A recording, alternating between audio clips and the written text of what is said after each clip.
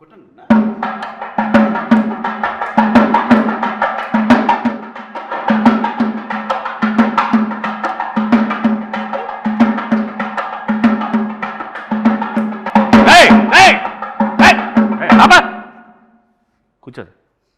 నీకు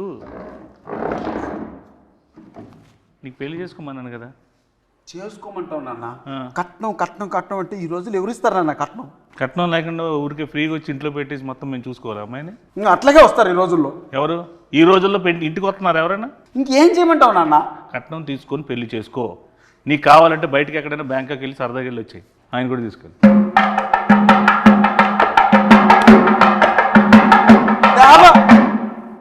పెళ్లి గారి ప్రసాద్లో మొత్తం టోటల్ పెళ్లి కాకుండా ఉంటాడా రియల్ లైఫ్లో? రియల్ లైఫ్లో అన్నా సినిమా వాడు పిల్లని ఇవ్వట్లేదు. ఓహో, అందుకే అబ్బాయిని చేసుకున్నావా? నాన్న ఎంత మాట్లాడినావు నాన్న? మరి ఇందాక చూస్తుంటే నాకు వారిని అడుగు అంటే ఇద్దరు చేసుకున్నారేమో అనుకున్నాను. అతనే నాన్న ఈ స్క్రిప్ట్ రాసింది, కట్నం వారి శాసనాలు కట్టిన పెళ్లి గారి ప్రసాదం చేసింది అతనే నాన్న. డైరెక్టర్ ఆయన. ఈ రోజుల్లో బాంబే స్టైల్ అదే, ఏం పర్లేదు. కానీ అన్న అది కాదు నాన్న, అతను డైరెక్టరు. అతను కూడా పెళ్లి కాలేదు, అతను కూడా ఏదైనా సంబంధం చూస్తావేమో అని తీసుకొచ్చా. ఏమండి, నువ్వే ఒక ఫాదర్ అయితే పెళ్లి చేసుకుని కట్నం లేకుండా ఒక అమ్మాయిని తీసుకొస్తే రేపొద్దున అడిగేవని అయితే ఎవరు చూస్తారు? ఎవరిది బాధ్యత? What is the security?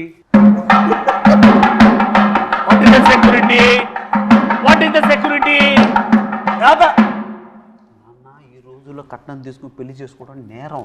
ఎవడు చెప్పాడు? మీడియా చూస్తుంది. అలా తీసుకోకుండా నువ్వు నేరం అంటున్నావు. అది తీసుకోకపోతే నా దృష్టిలో ఘోరం. కట్నం అసలు ఏం చేస్తావు? కట్నంతో ఏవో నేను సామాజిక సేవ చేస్తా, నీలాంటి పెళ్ళిళ్ళు 100 చేస్తా, ఓ పెద్ద ఫంక్షన్ హాల్ పెడతా, అందులో పెద్ద పెద్ద ఈవెంట్లు పెట్టి నువ్వు ఇచ్చిన డబ్బులతో నేను పెళ్ళిళ్ళు చేస్తా. నీకెందుకు? నువ్వు ఫస్ట్ కట్నం తీసుకో.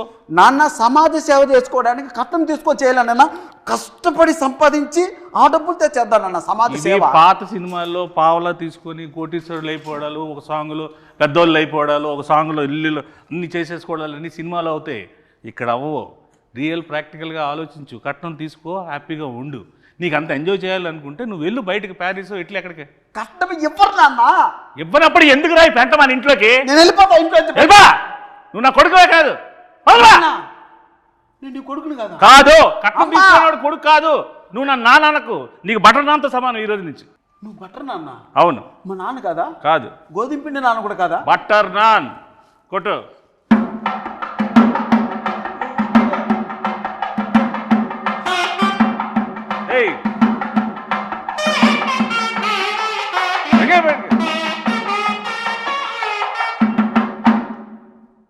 ఇప్పటికీ అర్థమైందా?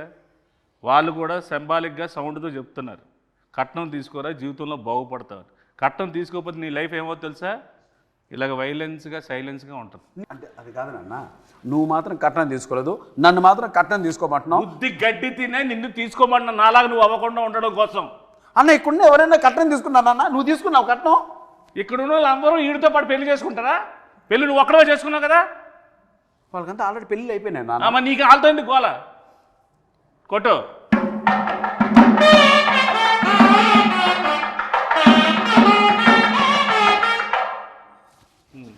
చెప్పు నాన్న. యాక్చువల్గా నాన్న, నువ్వు ఏదో కట్నం వారి శాసనాలు గ్రంథం ఒకటి రాసి మీ తాత ముత్తాతల నుంచి ఫాలో అవుతున్న రూల్స్ రెగ్యులేషన్స్ నా పైన మోపి నాకు ఏజ్ బయరేంత వరకు ఇలా నిలబెట్టి నాకు పెళ్లి కాకుండా చేసి పాపం మూట కట్టుకుంటున్నావు నాన్న. ఏం పర్లేదు, ఈ రోజు నేను చచ్చిపోయినా నాకేం పర్లేదు. కట్నం తీసుకుని హాయిగా చచ్చిపోతా. నువ్వు మాత్రం నాశనం అయిపోవడం నాకు ఇష్టం ఉండదు. నీ మంచిగా చెప్తున్నాను రా. ఒరే గుడ్ కళ్ళద్దాలెట్టుకున్న ఎదవా. నాన్న నువ్వు వెళ్ళిపోతే నాకు ఇంకో నాన్న ఎలా వస్తారు నాన్న? నువ్వు పెళ్లి చేసుకుంటున్నావు కదా, నీ దగ్గర డబ్బులు లేవనుకో, 4వ రోజు 5వ రోజు అదే వెళ్ళిపోతుంది. నీకు అప్పుడు తెలుస్తుంది బాధ ఏంటో. కట్నం ఉందనుకో, నీకు సెక్యూరిటీ ఉంటుంది, నాకు సెక్యూరిటీ ఉంటుంది. కట్నం అనద్దు నాన్న, మీడియా ముందు ఉన్నాం మనం, అరెస్ట్ చేస్తారు మళ్ళీ ఇద్దరిని. మీడియా వాళ్ళు ఎలాంటి వాళ్ళు తెలుసా? కొట్టు.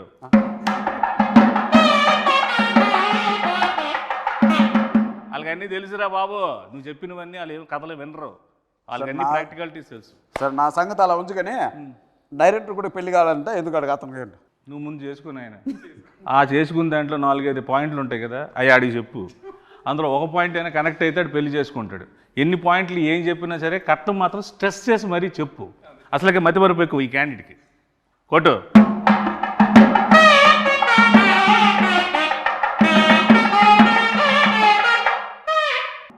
ఓకే అయిపోయింది, ఇప్పుడు ఇది కాన్వర్జేషన్ అయిపోయింది. అసలు ఏంటి ఈ పెళ్ళి కాని ప్రసాద్ ఏంటి, ఇందులో ఇంతమందిగా నువ్వు ఉన్నావేంటి, ఇన్ని ఎక్స్ప్రెషన్ల కారణం ఏంటి, దీనిలో ఉన్న కథ ఏంటి, దీని వెనక ఉన్న కథ ఏంటి, నువ్వు జనాలకు ఏం చెప్పాలనుకుంటున్నావు? ఈ సినిమా చూస్తే పెళ్లి కాని వాళ్ళకి పెళ్ళి అయింది, పెళ్లి కాని వాళ్ళకి పెళ్ళి అయింది. పెళ్ళి, ఓహో పెళ్లి కాని వాళ్ళకి పెళ్ళి అయింది. పెళ్లి కాని పెళ్ళి అవుతుందా అంటే పెళ్ళి పెళ్ళి ఎందుకు అవుద్ది? అంటే పెళ్లి కాని పెళ్లి కాని మగజాతి ఆనిమితులకి అందరికీ ఓహో ఈ సినిమా చూస్తే పెళ్లి కాని వాళ్ళందరికీ పెళ్లి అయిపోతుంది, పెళ్ళి అయిపోద్ది, కుజ దోషం పోద్ది. వెరీ గుడ్, కొత్త దోషం వస్తుంది అదే కొట్టు. సరే, ఇందులో మా ప్రసాద్ క్యారెక్టర్ ఏంటి, మా ప్రసాద్ ఏంటి ఇందులో పర్ఫార్మెన్స్? పెళ్లి కోసం కష్టపడుతూ ఉంటాడు, వాళ్ళ నాన్న 2 crores కట్నం కోసం ఇబ్బంది పెడుతూ ఉంటాడు. ఓకే, అంటే అన్న ఈ స్క్రిప్ట్ యాక్సెప్ట్ చేసే ముందు మన ఇద్దరి మధ్య ఒక అన్నదమ్ముల అనుబంధం సంబంధంగా చెప్తున్నాను.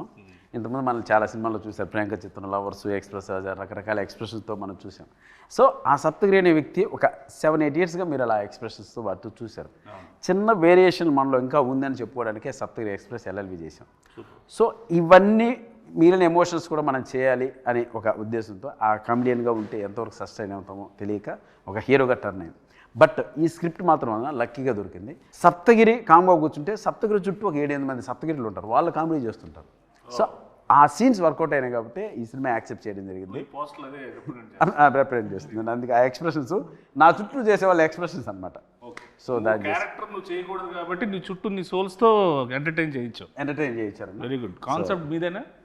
మా రైటర్స్ ఉన్నారు. వెరీ గుడ్, సూపర్, బాగుందండి. Thank you. వెరీ గుడ్, కొట్టు.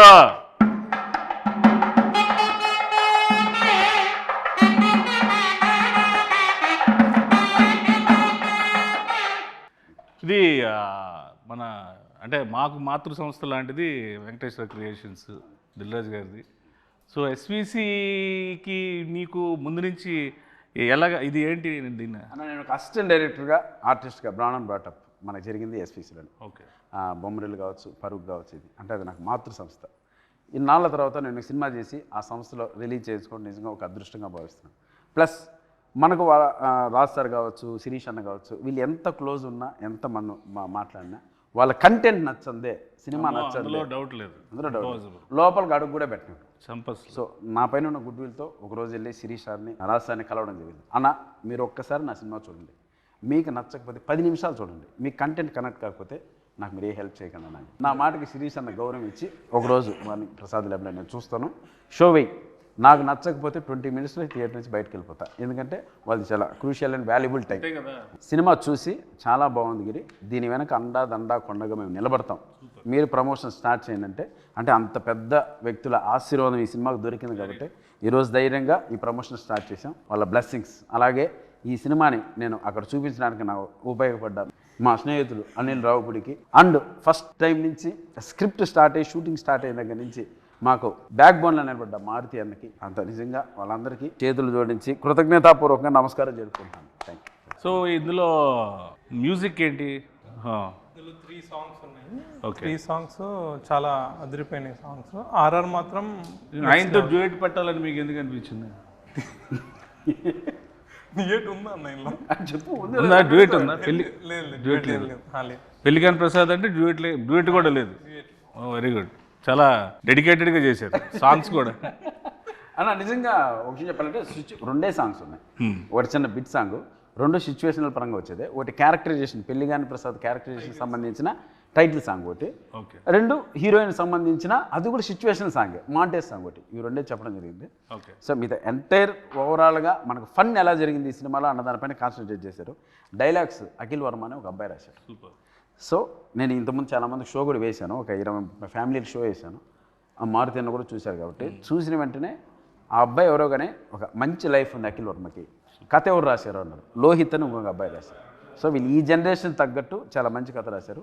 ఈ కథను ఎట్టి పరిస్థితుల్లో మిస్ చేసుకోవద్దు, ఈ కథ చేసి ఫస్ట్ కాపీ నా దగ్గర రమ్మని చెప్పారు. సో అదే మాటగా వెళ్ళాను. వెరీ గుడ్ అన్న. సో ఏంటి సార్ ఇప్పుడు ఈ పెళ్లికాని ప్రసాద్, నాకైతే ఫాదర్ అండ్ సన్ మధ్యలో రిలేషన్ టీజర్ చూసినాక, ఇంకా ట్రైలర్ రిలీజ్ చేయలేదు. ట్రైలర్లో హీరోయిన్ ఫ్యామిలీ ఒక కథ ఉంటుంది. సో హీరోయిన్ ఫ్యామిలీ నేను టీజర్ చూసినాక ఏంటంటే ఫాదర్ అండ్ సన్ అనేది నాకు కనెక్ట్ అయింది. సో ట్రైలర్లో హీరోయిన్ ఫ్యామిలీ స్టోరీ కూడా రివీల్ చేస్తాం. సో హీరోయిన్ ఫ్యామిలీ స్టోరీకి హీరో వాళ్ళ ఫాదర్ స్టోరీకి రెండింటి మధ్యలో నలిగిపోతూ ఉంటాడు. ఓకే ఓకే, నువ్వు నలిగిపోతుంటావు బాగా. నన్ను మామూలు నలపరన్నా పచ్చడి, రోటి పచ్చడి, ఇంకేమన్నా 4-5 పచ్చళ్ళు వేసి ఊరగాయ పెట్టి జాడీలో పెట్టి నలిపి పిసికి బయటికి తీసి ఆ దండె పైన ఆరేస్తారన్న. అలా ఉంటుంది గారు. Very good. సో ఆ ఇన్నోసెన్స్ అనేది పక్కా పనిచేస్తుంది. సో ఇప్పుడు ఆ సినిమా ఉంది కదా లాయర్ సినిమాలో పెద్ద డైలాగ్ ఎల్ఎల్బి, అలాంటి డైలాగ్స్ ఏమైనా ఎక్స్పెక్ట్ చేసే సినిమాలో? ఇది కంప్లీట్ డిఫరెంట్. ఇది కంప్లీట్ పొడి పొడి డైలాగ్, సెటిల్గా ఉంటుంది, క్యారెక్టర్ మొత్తం సెటిల్గా ఉంటుంది. దీంతో సెటిల్ అయిపోతాడు. మీ బ్లెస్సింగ్స్. ప్రయత్నం జరగాలి డార్లింగ్. నీలో ఉన్నది గొప్పతనం ఏంటంటే ఒకటే స్లాబ్ స్టాక్గా వెళ్ళిపోకుండా ఇది డిఫరెంట్గా ఉంటుంది. అది ట్రై చేయడం చాలా గట్స్తో కూడుకున్న విషయం. అట్ ద సేమ్ టైం రాజుగారితో ఒప్పించి ఎస్విసి నుంచి రిలీజ్ చేయడం అనేది నాకు తెలిసి 150% సక్సెస్ అయిపోయింది cinema. Thank you. So I hope డెఫినెట్గా నువ్వు సక్సెస్ అవుతావు డార్లింగ్. కాకపోతే పాజిటివ్ మాట్లాడుకున్న నెగిటివ్స్ కూడా మాట్లాడుకుందాం మనం ఈ సినిమాలో. సో మీకు ఈ సినిమాలో బాగా నెగిటివ్ అనిపించింది. మనోడు ఎలాగా నెగిటివే, నేను తినేస్తాడు, అది చెయ్యి ఇది చెయ్యి అది చెయ్యి ఇది అది ఇది అని. సో ఏది మీరు కొన్ని ఇలా అనుకున్నాం బెటర్ వేలో అలా వెళ్ళింది అనుకునే పాయింట్స్ ఏమైనా ఉన్నాయి? మలేషియాలో చిన్న ఇన్సిడెంట్ జరిగింది, అది అన్న ఇప్పుడు మలేషియా షూటింగ్ ఫస్ట్ నుంచి మాకు అన్న ఫారిన్ షూటింగ్ ఉంది ఆస్ట్రేలియా. అలా స్వాతి ముత్యం సినిమాలో ఉద్యోగం కోసం కమలాసన్ గారు తిరుగుతుంటారు సోమయాజు. అలా ఆస్ట్రేలియా సరే ఆస్ట్రేలియా పోతున్నాం కదా, సరే ఓకే అన్నా దుబాయ్. ఏరా ఏం దుబాయ్ అంటే ఆస్ట్రేలియా బడ్జెట్ సరిపోవట్లేదన్నా అన్నాడు. సరే అన్నా సరే కాంప్రమైజ్ చేస్తా అన్నా దుబాయ్. సరే దుబాయ్ బాయ్ అన్నాడు. సెట్కి వచ్చావు. దుబాయ్ బాయ్ అన్నా మలేషియా. ఆస్ట్రేలియా నుంచి దుబాయ్ నుంచి మలేషియా. ఎందుకు అన్న బడ్జెట్ కొంచెం సహకరించడం. సరే ఓకే చివరికి మలేషియా. సరే చివరికి గోవా అంటాడు, భయపడ్డా. చివరికి ఆన్లైన్ వీసా ఉందన్న మలేషియాకి వెళ్ళిపోతుందని మలేషియాకి తీసుకెళ్ళాడు. దిగిన వెంటనే అన్న 40 డిగ్రీలు అన్న ఎండ. 40 డిగ్రీలు అలా కనపడింది. ఆ రోజు నుంచి 3 రోజులు రోడ్ల పైన డ్యాన్స్ వెళ్ళా. పైగా బ్లాక్ షర్టు బ్లాక్ ప్యాంటు. నా వల్ల కాదు అన్నా, నీకు దండం పెడితే వేసేయన్నా అని రాత్రి పోలు బయట తరగతి అన్న మలేషియా వచ్చామన్నా, పెరిగిపోయిందన్నా భోజనాల ఖర్చు ట్రావెల్ ఖర్చు అని. అసలు మామూలు ప్రొడక్షన్ మేనేజర్ ఇంకా అక్కడ డైరెక్టర్ మర్చిపోయింది సాంగు, ఇతను కష్టపడితే సాంగ్ అవుద్ది అలా అన్నాడు. సరే ఓకే నీకోసం కష్టపడతాడు. సర్టిఫికేట్స్ ఒకసారి మలేషియాతో తిరిగా ఎండకు అలవాటు అవడానికి. నిజంగా సర్టిఫికేట్ తిరిగా ఎండకు ఎదురెళ్ళా. సరే చేద్దాం మనోడు కూడా కష్టపడతాడు. సరే ఈ ప్రాసెస్ జరుగుతున్నప్పుడు ఒకనొక సందర్భంలో రకరకాల చోట్ల తీసుకెళ్తున్నాడు. అన్న మాదే మలేషియా, మా నాయనే కట్టింది బిల్డింగ్లంతా, ఇక్కడ పర్మిషన్ వేసే అంటాడు. ఇలా ఒకనొక సందర్భంలో మలేషియా ఒక పార్లమెంట్ లాంటిది ఒక ప్లేస్ ఉంది అన్న, ఇది కూడా మంది వేసే అన్నాడు. సరే అని చెప్పి నేను నా మాట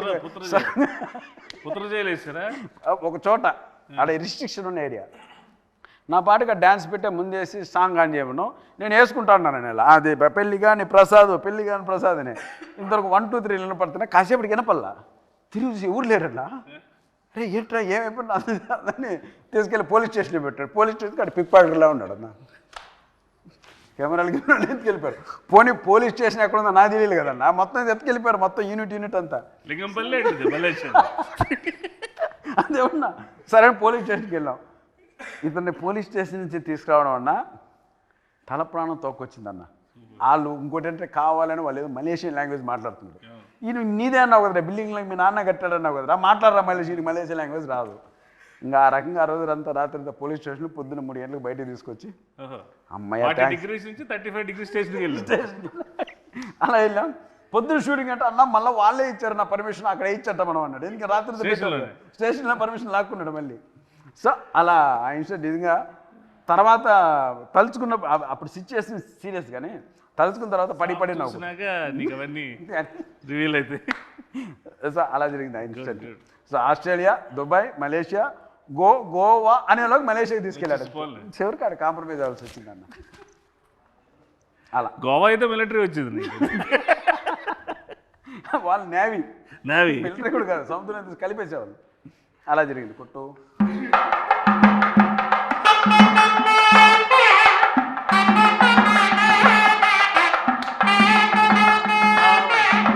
నీకు పాస్పోర్ట్లోనే సార్ మలేషియా తీసుకెళ్తారా? మంచి డిమాండ్ ఉంది పత్ర జైలు కొట్టుకోవచ్చు అలా. వీళ్ళకైతే శుక్రవారం అరెస్ట్ చేసి సోమవారం తీసుకెళ్తారు వీళ్ళకి, శనివారం ఆదివారం సెలవు అక్కడ. కాబట్టి సో హీరోయిన్ ఏంటి సార్ ఈ సినిమాలో? పెళ్లికాని ప్రసాద్కి పెళ్ళి అయ్యే హీరోయిన్ అంటే వెళ్ళిపో చెప్పు, హీరోయిన్ ఏంటో చెప్పు అంటున్నారు, అడుగు. ఆవిడ వెళ్ళిపోయిందిలేండి, సినిమాలో ఏంటంటే హీరోయిన్ క్యారెక్టర్ సార్, ఉందా? Heroine character. హీరోయిన్ క్యారెక్టరే, హీరోయిన్ క్యారెక్టర్. హీరోయిన్ క్యారెక్టరే అంటాడు. ఓ ఇలాగా నీకులాగా మదర్ క్యారెక్టర్, పిన్ని క్యారెక్టర్లు అన్నీ ఆవిడ చేయలేదా? Heroine character. Very good. అంటే పెళ్లి కాని ప్రసాద్కి హీరోయిన్ ఇంపార్టెన్స్ ఏమైనా ఉండి ఆ ఫీల్ ఏమైనా, పెళ్లి కాని ప్రసాద్ కారణం ఏమైనా? పెళ్లి కాని ప్రసాద్, ఆమె పెళ్లి కాని ప్రసాద్ అమ్మ. వాళ్ళ అమ్మ అమ్మ ప్రసాద్ అమ్మ అంటే ఆమె. మేలు నీకన్నా తాత పెళ్లి విషయంలో నాకన్నా తాత. తెలియకుండా చూడండి ఎంత నవ్వుతూ ఉన్నారు ఒక్కొక్కరు. ఒక శతమానం బౌద్ధ ఫ్యామిలీ ఎలా ఉన్నారు కదా.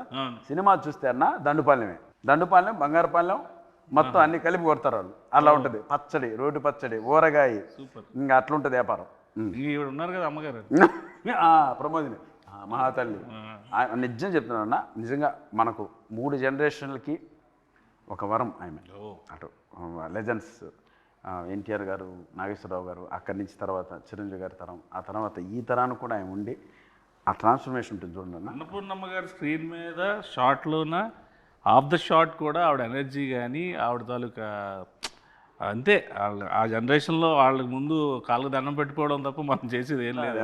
ఇంకోటి మనం ఏదన్నా రెడీ అయిపోతామని రాగానే ఏరా అబ్బాయి రెడీనా అంటే అమ్మ రెడీ అమ్మా అంటే ఇంకా అక్కడికి వచ్చి ఒక సీన్ పడిందన్న మాకు ఆయనకి. నువ్వు కాచుకో, నువ్వు సత్తగిరా, నేను అన్నపూర్ణమ్మ ఎవడో తెలుసుకుందామని చెప్పి రైట్ తల్లి అన్న. ఇంకా అంతే ఉత్తికి ఆరేసి దండం మీద ఆరేసి క్లిబ్బులు పెట్టి వెళ్ళిపోయింది లోపల. ఇంక ఎండ వచ్చినప్పుడు 6ంటికి పెట్టుకోవడం అంతే. అలా ఉంటుంది మ్యాటర్. డైరెక్టర్ గారు ఒక క్లోజ్ తీయమంటేనే ఇప్పుడు ఎవరు సగం క్లోజ్ తీయట్లేదు. ఇన్ని క్లోజ్లు ఎంత బాగా తీసిన డిఓపి ఎవరు సార్? సుజాత సిద్ధార్థ్ అని డిఓపి చాలా బాగా చేసిండు. ఆయన ఇంతకుముందు 6 to 7 ఫిల్మ్ చేసిండు, అన్ని మంచి బడ్జెట్ మూవీస్ చేసిండు. ఇప్పుడు మనం మూవీ చేసాము. అంటే సుజాత సిద్ధార్థ గారు ఇచ్చినటువంటి అవుట్పుట్ వల్లే, ఆ క్వాలిటీ వల్లనే నేను ఒక పెద్ద మనుషుల దగ్గరికి వెళ్ళగలిగాను. ఇండస్ట్రీ పెద్ద ఆ క్వాలిటీ ఉన్న అవుట్పుట్ చూపించాలి కదా. ఏదో అది లేకపోతే నేను కూడా ధైర్యంగా వెళ్ళాను. నిజంగా ఆ విషయంలో మాత్రం సిద్ధార్థకి నిజంగా స్పెషల్ థ్యాంక్స్ అన్న, థ్యాంక్ యూ. అండ్ ఆ అవుట్పుట్ తీసుకొని నేను చూపించడం వల్లే క్వాలిటీ బాగుంది, మంచి మేకింగ్ చేశారు, మంచి ఆర్టిస్టులు పెట్టారు, ఎవ్రీథింగ్ పర్ఫెక్ట్గా ఉంది, ఇప్పుడు మేము చూస్తామని ఒక నమ్మకం కలిగించే విధంగా మాకు ఆ ఫోటోగ్రఫీ చేశారు. ఇక ఈ ఇన్ని ఎక్స్ప్రెషన్లు ఒక ఫ్రేమ్లో సినిమా గురించి చెప్పే ఈ కాన్సెప్ట్ చాలా బాగుంది యాక్చువల్లీ. ఈ థాట్ ఎవరిది? డైరెక్ట్. Very good sir. అంటే అన్ని ఆర్టిస్టులు కన్నా ఒక పెళ్లికాని ప్రసాద్ అనేవాడికి ఇన్ని వేరియేషన్స్, ఈ సినిమాలో ఇన్ని ఎమోషన్స్ ఉంటాయనేది బై పోస్టల్ చూస్తేనే మాకు అర్థం అవుతుంది. అది సినిమాలో డెఫినెట్గా ఉంటుంది అనుకుంటున్నాను. అది ఉంటే కనుక నువ్వు ఇంకా పాన్ ఇండియా సినిమా చేసుకోవచ్చు. హ్యాపీగా రీజనల్ లాంగ్వేజ్ మంచి సినిమాలు పాన్ ఇండియా, మళ్ళీ Malaysia jail, pan India Malaysia, అక్కడి నుంచి ఆస్ట్రేలియా నుంచి దుబాయ్, కట్ చేస్తే పెళ్ళి లింగంపల్లి, యూసఫ్ కూడా. సో ఇందులో యాక్షన్ ఎక్కువ ఉందండి, కామెడీ యాక్షన్ ఉంది. అది that is one of the action, biggest action. Comedy అనేది అంత యాక్షన్ ఎవరు చేయలేరు. ఫైట్ మాస్టర్లు కామెడీ యాక్షన్ చేయలేరు. అందుకే అన్ననే చేసేసాను, ఫైట్ మాస్టర్ లేడు అని ఆయన చేసాడు. ఈ మాస్టర్ కూడా ఈయన. సూపర్.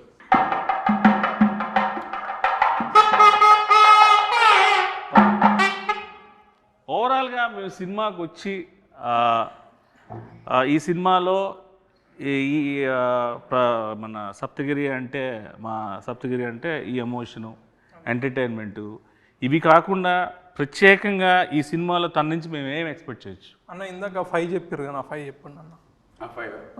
అన్న ఏం ఎక్స్పెక్ట్ చేయొచ్చు అంటే ఫన్ ఎక్స్పెక్ట్ చేయొచ్చు, ఎంటర్టైన్మెంట్ ఎక్స్పెక్ట్ చేయొచ్చు, తమాషా ఎక్స్పెక్ట్ చేయొచ్చు, నవ్వు ఎక్స్పెక్ట్ చేయొచ్చు. ఓవరాల్గా దీంతో కూడుకున్నటువంటి ఒక ఫ్యామిలీ ఎంటర్టైన్మెంట్ని ఎక్స్పెక్ట్ చేయొచ్చు. అంటే ఓవరాల్గా మనకు ఓన్లీ ఫన్నే. పంచభూతాలు ఉన్నాయి కాబట్టి అందులో పెద్ద భూతం నువ్వు.